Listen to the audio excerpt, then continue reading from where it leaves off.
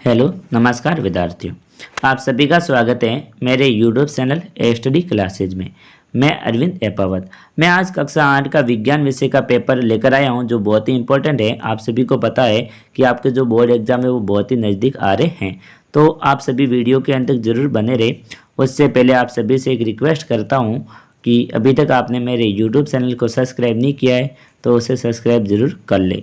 तो देखो, अब मैं ज़्यादा टाइम वेस्ट नहीं करूंगा तो स्टार्ट करता हूं पेपर। तो देखो, सबसे पहला क्वेश्चन पूछा आपसे, फसल उत्पादन के दौरान मिट्टी में पोषक तत्वों के स्तर को बनाए रखने के लिए क्या मिलाते हैं। तो क्या मिलाते हैं आप भी कमेंट करके इसका आंसर मेरे को साथ साथ में जरूर बताते रहे।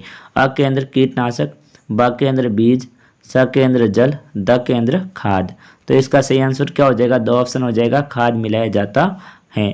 सेकंड क्वेश्चन है, निम्नलिखित में से जैव अनिम्नीकरण पदार्थ है। अ के अंदर लकड़ी, ब के अंदर प्लास्टिक, स के अंदर सब्जी के छिलके, द के अंदर कागज। तो इसका सही आंसर क्या हो जाएगा? वो ऑप्शन हो जाएगा प्लास्टिक है वो जो जैव अनिम्नीकरण पदार्थ है। अगला क्वेश्चन है, तीसरा है, सोडियम धातु को सामान्य ताप पर जिस द्रव में रखते हैं वह है कौन सा है। अ के अंदर जल, ब के अंदर पेट्रोल, स के अंदर मिट्टी का तेल, द के अंदर नींबू रस। तो इसका जो राइट आंसर रह जाएगा वो क्या हो जाएगा? सो ऑप्शन हो जाएगा, मिट्टी का तेल हो जाएगा। अगला क्वेश्चन क्या पूछा आपसे? देखो, चौथा क्वेश्चन है अपसद में पूछा है, अक्षय प्राकृतिक संसाधन के उदाहरण है। तो अ के अंदर वन, ब के अंदर कोयला, स के अंदर वायु, द के अंदर पेट्रोल। तो इसका जो सही आंसर है वो क्या हो जाएगा साथियों? आप कमेंट करके मेरे को जरूर बताएं। तो देखो, इसका सही आंसर क्या हो जाएगा? सो ऑप्शन हो जाएगा। क्या हो जाएगा? सो ऑप्शन हो जाएगा। जो वायु है वह अक्षय प्राकृतिक संसाधन है। पांचवा क्वेश्चन है, निम्नलिखित में से कौन से वन्य जंतु संकटपन स्पीशीज की श्रेणी में सम्मिलित है। तो कौन से? अ के अंदर हाथी, ब के अंदर काले हिरण, स के अंदर अजगर, द के अंदर उपयुक्त सभी। तो इसका आंसर तो आप सभी को पता ही होगा, क्या हो जाएगा? दो ऑप्शन हो जाएगा, उपयुक्त सभी हो जाएगा। ठीक है ना। अगला क्वेश्चन क्या पूछा आप? छठा क्वेश्चन है, बहुत ही इंपॉर्टेंट क्वेश्चन है, घर्षण है। तो घर्षण है वो क्या है? अ में शत्रु, ब में मित्र, स में दोनों और द में इनमें से कोई नहीं। तो साथियों, इसका जो सही आंसर है वो क्या हो जाएगा? सो ऑप्शन हो जाएगा, दोनों है। जो घर्षण है वो एक तरह से हमारा मित्र भी है और एक तरफ से हमारा क्या, शत्रु भी है। तो देखो, ये दोनों काम करता है। सातवां क्वेश्चन पूछा आपसे, निम्न में से किस की वाक ध्वनि की आवृत्ति न्यूनतम होने की संभावना है। तो वाक ध्वनि की जो न्यूनतम होती है वो किसकी होती है? अ के अंदर छोटी लड़की की, ब के अंदर छोटे लड़के की, स के अंदर पुरुष और द के अंदर महिला की। तो इसका सही आंसर क्या हो जाएगा? सो ऑप्शन हो जाएगा, जो पुरुष की जो वाक ध्वनि होती है वो बहुत ही निम्न होती है, न्यूनतम होती है। आठवां क्वेश्चन पूछा आपसे, आशुद्ध जल में नमक घोलने के बाद ये विद्युत का हो जाता है। तो क्या हो जाता है? अ के अंदर हीनसालक, ब के अंदर सुसालक, स के अंदर रासायनिक प्रभाव और द में कुछ नहीं। तो इसका सही आंसर क्या हो जाएगा? वो ऑप्शन हो जाएगा, ये विद्युत का सुचालक हो जाता है। क्या हो जाता है? सुचालक हो जाता है। ठीक है ना। तो साथियों, अगला क्वेश्चन क्या पूछा है? अरे सॉरी साथियों, इसका सही आंसर क्या हो जाएगा? आपको मैं भूल गया, थोड़ा सा बता देता हूँ। और ऑप्शन हो जाएगा, ये हीन सालक हो जाता है। क्या हो जाता है? हीन सालक हो जाता है। ठीक है ना। अगला क्वेश्चन क्या पूछा आपसे, किसी भूकंप की शक्ति के परिमाप को पर व्यक्त किया जाता है। तो किससे मापा जाता है भूकंप को? अ के अंदर रिएक्टर पैमाना, ब के अंदर थर्मोमीटर, स के अंदर स्केल, द के अंदर वर्नियर कैम्पियर। तो इसका सही आंसर क्या हो जाएगा? ऑप्शन हो जाएगा, रिएक्टर पैमाने के द्वारा मापा जाता है भूकंप को। तो साथियों, आप सभी वीडियो के अंत तक जरूर बने रहे क्योंकि ये बहुत ही इंपॉर्टेंट क्वेश्चन पेपर है। तो देखो, 10वां क्वेश्चन पूछा आपसे, वायुमंडल में सबसे अधिक मात्रा में पाई जाने वाली गैस है कौन सी है? अ के अंदर ऑक्सीजन, ब के अंदर नाइट्रोजन, स के अंदर कार्बन डाइऑक्साइड और द के अंदर मीथेन। तो इसका सही आंसर क्या हो जाएगा साथियों? आप सभी को पता है, नाइट्रोजन। तो नाइट्रोजन है वो हमारी जो पृथ्वी है उसके ऊपर 78% पाई जाती है। वायुमंडल में कितने प्रतिशत है? 78% पाई जाती है। तो सबसे ज़्यादा यही पाई जाती है। सेकंड क्वेश्चन पूछा आपसे, रिक्त स्थानों की पूर्ति कीजिए, मतलब आपको खाली जगह भरनी है। तो देखो, सबसे पहली खाली जगह है, फसल उगाने से पहले प्रथम चरण में मिट्टी होती है। तो मिट्टी को क्या किया जाता है? तैयार किया जाता है। क्या किया जाता है? तैयार किया जाता है। यहाँ पे आपको तैयार भी लिख सकते हो या फिर आप जुताई भी आंसर लिख सकते हो, इसके अंदर खाली जगह में भर सकते हो। सेकंड खाली जगह है, धातुएं अम्लों से अभिक्रिया कर गैस बनाते। तो कौन सी गैस बनाते मैं आपको बता देता हूँ, हाइड्रोजन गैस बनाते। कौन सी बनाते हैं, हाइड्रोजन गैस, तो इसके अंदर आ जाएगा हाइड्रोजन। तीसरा क्वेश्चन पूछा है पेट्रोलियम के विभिन्न संगठनों को पृथक करने का प्रक्रम कहलाता है। तो क्या कहलाता है, जो प्रक्रम है वो कहलाता है परिष्करण कहलाता है। क्या कहलाता है, परिष्करण कहलाता है। इसका आंसर खाली जगह के अंदर हो जाएगा। अगला पूछा आपसे जैव विविधता के संरक्षण के उद्देश्यों से क्षेत्र बनाए गए। तो कौन से क्षेत्र बनाए गए आपको पता होगा, जैव मंडल, क्या हो जाएगा, जैव मंडल आरक्षित क्षेत्र। कैसे बनाए गए, जैव मंडल आरक्षित क्षेत्र, तो इस खाली जगह के अंदर आ जाएगा। पांचवी खाली जगह में पूछा आपसे, देखो बहुत ही इंपॉर्टेंट है, एक टेडपोल जिस प्रक्रम द्वारा वयस्क में विकसित होता है वह कहलाता है। तो वो क्या कहलाता है मैं आपको बता देता हूँ, कायांत्र कहलाता है। क्या कहलाता है, कायांत्र कहलाता है। तो इस खाली जगह के अंदर आ जाएगा कायांत्र आ जाएगा, ठीक है ना। अगला क्वेश्चन क्या पूछा आपसे, तीसरा क्वेश्चन है, बहुत ही इंपॉर्टेंट क्वेश्चन है, देख ले आप सभी साथियों। तीसरे में पूछा है कॉलम फर्स्ट को जीवों का मिलान कॉलम सेकंड में दिए गए उनके कार्यों से कीजिए। तो देखो सबसे पहला कौन सा कार्य है, देखो यहाँ पे कॉलम फर्स्ट में देखो कार्य है और जो कॉलम सेकंड में किस क्या है वो जीव दिए गए हैं। तो देखो सबसे पहला कार्य क्या है, नाइट्रोजन स्थितीकरण। तो नाइट्रोजन जो स्थितीकरण है वो किसके द्वारा किया जाता है आपको पता होगा, ये किया जाता है राइबोबियम के द्वारा किया जाता है। तो इसको यहाँ पे आपको ख से मिला देना है। फिर देखो दही का जमना, तो दही का जमना किससे होता है, लैक्टोबैलियस से होता है। तो इसको ग से मिला देना है। ब्रेड की पैकिंग होती है, जो ब्रेड बनती है वो किससे बनाई जाती है, तो आपको पता ही होगा। जो तीसरा है वो आपको घ से मिला देना, जो यीस्ट द्वारा तैयार किए जाते हैं, जो यीस्ट जीवाणु पाए जाते हैं। चौथा है मलेरिया का कारक। तो मलेरिया किसके कारण से होता है, तो मलेरिया का कारक है वो आप सभी को पता ही होगा। तो क्या होता है, एक प्रोटोजोआ होता है। तो इससे मिला देना है। और तीसरी है एड्स का कारक। तो एड्स जो बीमारी है वो किससे फैलती है, तो ये फैलती है एक विषाणु के द्वारा फैलती है। इस प्रकार से मिला देना है। फिर पूछा है अगला हेजे का कारक। तो हेजे का कारक आपको पता है क्या होता है, एक जीवाणु होता है। तो इसको क से मिला देना है। इस प्रकार से आपको मिलान कर देना है साथियों। तो देखो मैं अब ज़्यादा टाइम नहीं लूंगा, आगे बढ़ता हूँ क्वेश्चनों के ऊपर। देखो चौथा क्वेश्चन पूछा आपसे पॉलीथीन क्या है। तो आपको यहाँ पे पॉलीथीन की परिभाषा लिखनी है, तो मैं आपको आसानी से बता देता हूँ। पॉलीथीन एक बहुलक है और ये एथिलीन के अणु द्वारा बनता है। किसके द्वारा बनता है, ये एथिलीन के अणु द्वारा बनाते हैं और ये एक बहुउपयोगी पदार्थ है। इस प्रकार से आपको पॉलीथीन की परिभाषा लिख सकते हो। पांचवा क्वेश्चन पूछा है क्या होगा यदि, क्या हो सकता है, मतलब आपको बताना है। देखो सबसे पहला पूछा है मिट्टी की ऊपरी परत अनावृत हो जाए। तो मिट्टी की ऊपरी परत जो अनावृत हो जाए तो क्या हो सकता है, तो इसका सही आंसर क्या हो जाएगा, मिट्टी की ऊपरी परत अनावृत होने पर नीचे की जो कठोर जो चट्टानें हैं वो हमें दिखाई देने लग जाएगी और इससे मृदा में ह्यूमस की मात्रा है उसमें भी कमी आ जाएगी और धीरे धीरे से जो हमारी मिट्टी है वो बंजर बन जाएगी या तो फिर वो मरुस्थल बन जाएगी, वो रेत में परिवर्तित हो जाएगी। ठीक है ना, इस प्रकार से आपको इसका आंसर लिख देना है। इसके अंदर देखो आपको ख पूछा है वायुमंडल में CO2 की मात्रा बढ़ जाए तो क्या होगा। देखो सिंपल सी बात है, यदि वायुमंडल में CO2 की मात्रा बढ़ जाए तो फसलों और पेड़ पौधों का विकास और भी तेज गति से होगा।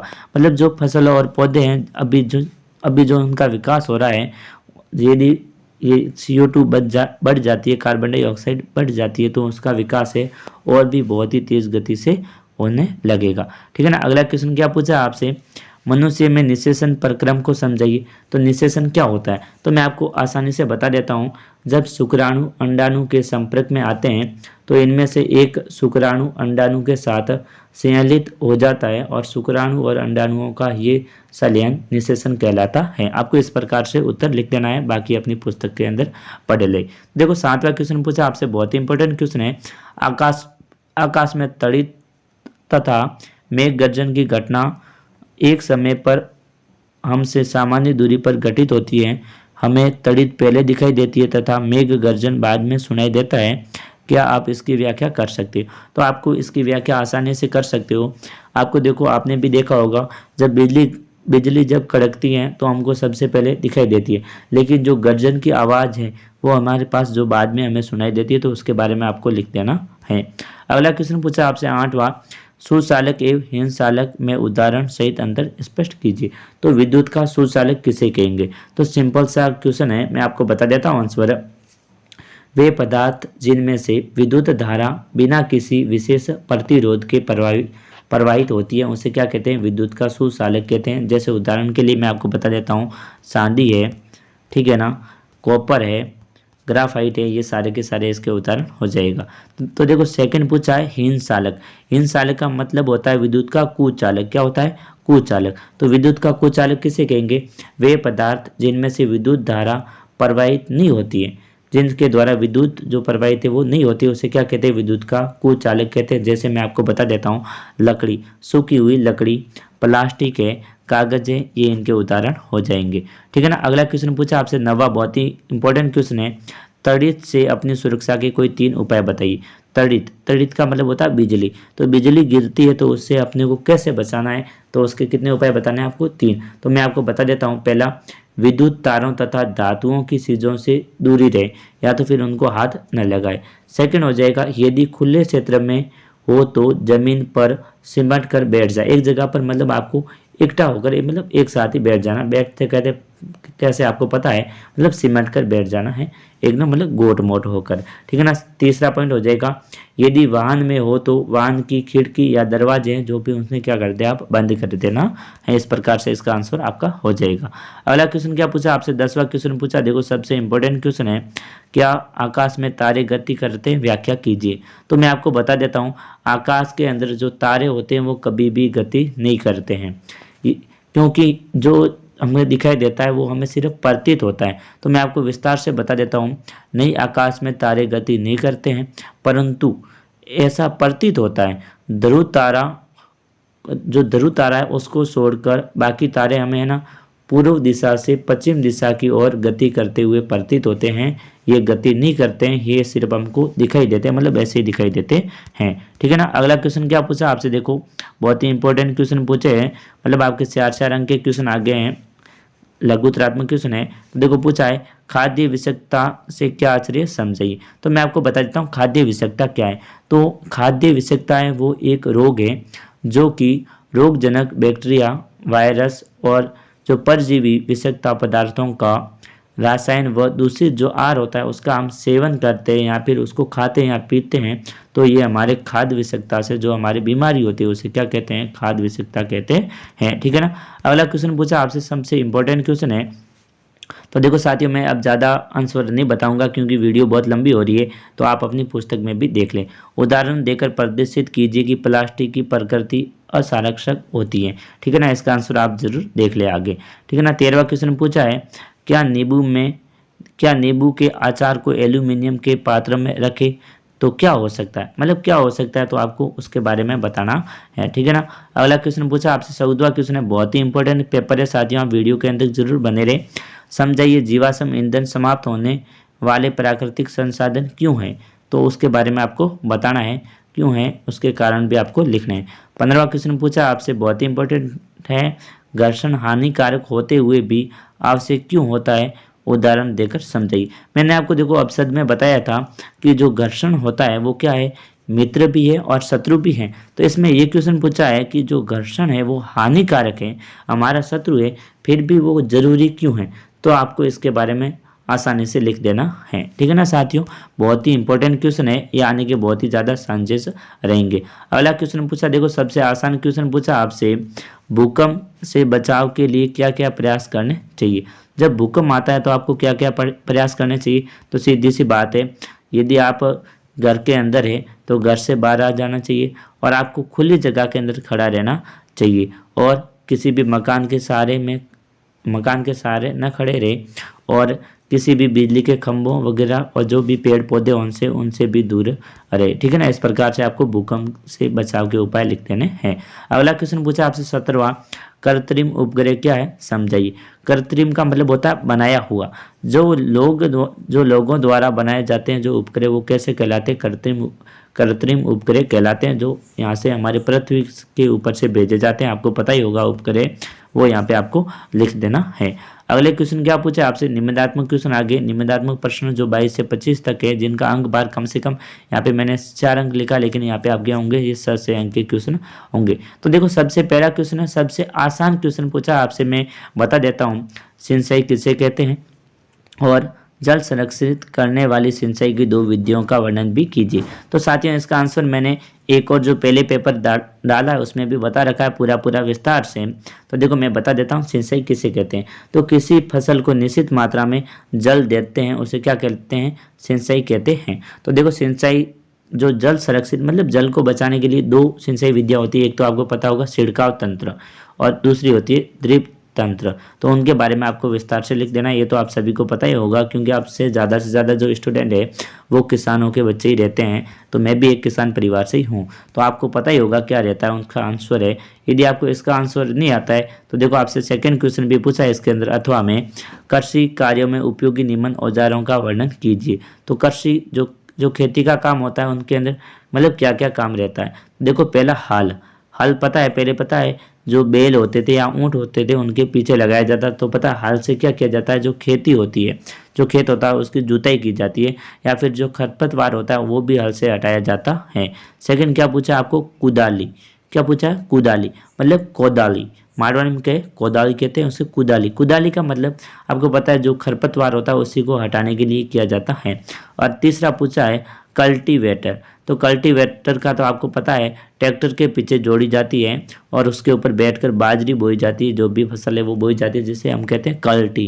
क्या कहते हैं, कल्टी कहते हैं। तो उसके बारे में आपको लिख देना है, विस्तार से थोड़ा बहुत लिख देना क्योंकि ये 6 अंक का क्वेश्चन रहेगा। अगला क्वेश्चन पूछा, देखो सबसे इंपॉर्टेंट क्वेश्चन है, निम्नलिखित में अंतर स्पष्ट कीजिए। तो आपको क्या करना है, अंतर स्पष्ट करना किन किन में करना है। पहला है वन्य प्राणी उद्यान व जैव मंडल आरक्षित क्षेत्र, सेकंड है चिड़ियाघर व अभ्यारण्य, और तीसरा है संकटपन व विलुप्त स्पीच, और चौथा है वनस्पति जात और प्राणी जात। तो यहाँ पे आपको आसानी से पूछा है, कोई ज़्यादा है नहीं। देखो यहाँ पे पूछा है चिड़ियाघर, चिड़ियाघर में पता है किसको रखा जाता है, पशु मतलब पक्षियों को रखा जाता है। और अभ्यारण्य होते हैं जो वन्य जीव अभ्यारण्य होते हैं उसके अंदर किसको रखा जाता है, जीव जंतुओं को रखा जाता है। और चिड़ियाघर में पशु पक्षियों को रखा जाता, अरे मत सिर्फ पक्षियों को रखा जाता है और इसके अंदर सिर्फ पशुओं को रखा जाता है। देखो अगला पूछा है संकटपन। संकटपन का मतलब क्या होता है आपको पता है, जो मतलब अभी तक हैं बहुत ही कम मात्रा के अंदर है उसे कहते हैं संकटपन। और एक होता है विलुप्त स्पीच, उसकी बात संकटपन में मतलब थोड़ी बहुत ज़्यादा, और विलुप्त स्पीच मतलब अब वो खत्म ही हो गई है या फिर उसकी जो संख्या है वो 1-2 ही बची है, बहुत ही कम बची है। यदि आपको इसका आंसर नहीं आता है तो अथवा में पूछा है वनो उन्मूलन का नियमन पर क्या प्रभाव पड़ता है। अ के अंदर वन्य प्राणी, ब के अंदर पर्यावरण, ग के अंदर पृथ्वी और घ के अंदर है अगली पीढ़ी। तो इसके ऊपर क्या करना है आपको थोड़ा थोड़ा वर्णन कर देना है, प्रभाव क्या क्या पड़ते हैं। देखो अब अगला क्वेश्चन पूछा आपसे 20वां क्वेश्चन है, सबसे इंपॉर्टेंट क्वेश्चन है, निम्नलिखित की व्याख्या करो। आपको व्याख्या करनी है, विस्तार से लिखना है। अव्यय सर्वीय तरंगे और परासर्वीय तरंगे और सर्वीय तरंगे। यदि इसका आंसर नहीं आता तो अथवा में पूछा है मानवकरण कान का चित्र बनाइए और ध्वनि के सुनने की प्रक्रिया को समझिए। तो आपको मानव कान का चित्र बनाना और ध्वनि किस प्रकार से सुनाई देती है उसके बारे में आपको विस्तार से लिखना है। अगला क्वेश्चन है देखो तो ये क्वेश्चन है सबसे इंपॉर्टेंट क्वेश्चन पूछे हैं 2, जो 20वां और 21वां क्वेश्चन है, जल प्रदूषण के कारक प्रभाव व रोकथाम के उपाय भी लिखिए। यदि आपको ये नहीं आता है तो अथवा में लिखा है आप स्वयं जल की बचत किस प्रकार से कर सकते हो। तो आप खुद हैं वो पानी की बचत किस प्रकार से करोगे उसके बारे में आपको बताना है। तो साथियों ये था आज का सामाजिक विज्ञान का पेपर, आपको कैसा लगा कमेंट करके मेरे को ज़रूर बताएं। और जो ये पेपर है ये बहुत ही इंपॉर्टेंट है, मैं आपको बता देता हूँ, इस पेपर को याद कर लेना, आपके बहुत ही अच्छे नंबर आएंगे। ठीक है ना साथियों, तो मेरे यूट्यूब चैनल को भी सब्सक्राइब जरूर करें और वीडियो को ज़्यादा से ज़्यादा शेयर भी करें और आप लाइक भी ज़रूर करें। जय हिंद साथियों, जय भारत।